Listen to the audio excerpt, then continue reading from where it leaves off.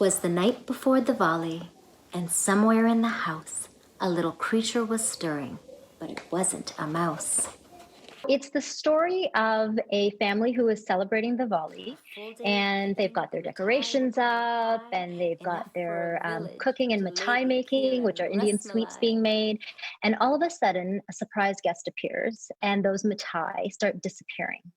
And so they're trying to figure out who it is. And lo and behold, it's the mithai monster. The popular Festival of Lights Diwali is this Saturday, and one woman is trying to shed light on this holiday with a children's book. It's called Twas the Night Before Diwali. The idea for the character actually started about 9 years ago. I was pregnant.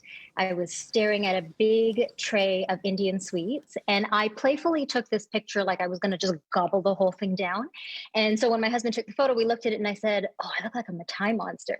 But in that moment, there was this like, "Oh, that's a character who has a story to tell." And then over the course of the summer, this story came to life, as did the book. One of the things that inspired Zenia to write this book was the lack of diversity in children's books. So one of the things that I found is that when I was looking for books for my daughter, when I started looking for picture books for her, there wasn't a lot of diversity and representation in them.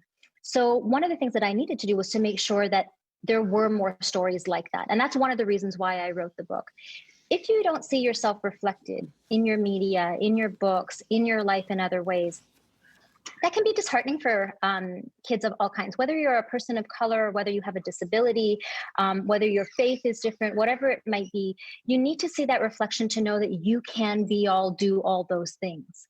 Zenia is self-published, and her book is available online on Amazon for just over $8. For City News, I'm Stella Acquisto.